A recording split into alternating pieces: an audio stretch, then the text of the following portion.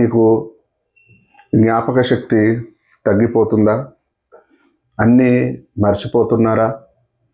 చిన్న చిన్న విషయాలు కూడా మీరు గుర్తుపట్టలేకపోతున్నారా? అంటే కొంతమంది మనిషిని గుర్తుపట్టలేరు, అలాగే కొన్ని రకాలుగా నేమ్స్ అనేది మర్చిపోతుంటారు, వాళ్ళ పేర్లు ఏంటి అనేది గుర్తుండదు చాలామందికి. ఈ వ్యాధిని ఏమంటారు అంటే అల్జీమర్స్ డిసీజ్ అంటారండి.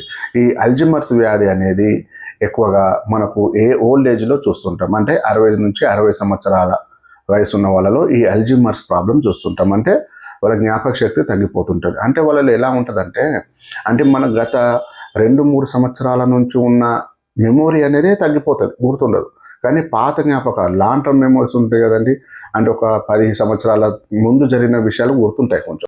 మెయిన్గా ఏంటంటే బ్రెయిన్లో అయితే అమలాయిడ్ ప్రోటీన్ ఉంటుంది. ఆ అమలాయిడ్ ప్రోటీన్ ఏంటంటే బ్రెయిన్ మెమొరీ సెంటర్లో అది జామ్ అయిపోతుంది. దానివల్ల కూడా మెయిన్గా బ్రెయిన్లో ఉన్న మెమొరీ దగ్గర ఉన్న న్యూరాన్స్ డ్యామేజ్ అవుతాయి.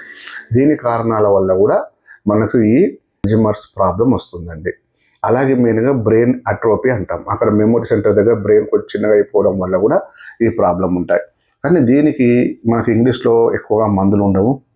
కానీ హోమియోపతిలో మన దాంట్లో కాన్స్టిట్యూషనల్ పద్ధతి ద్వారా ఈ అల్జీమర్స్ వ్యాధికి మనం కొంతవరకు మనం దీన్ని నియంత్రించి కొంచెం వాళ్ళ జ్ఞాపక శక్తి పెరిగేలాగా మెడిసిన్స్ ఇవ్వడం అనేది జరుగుతుందండి.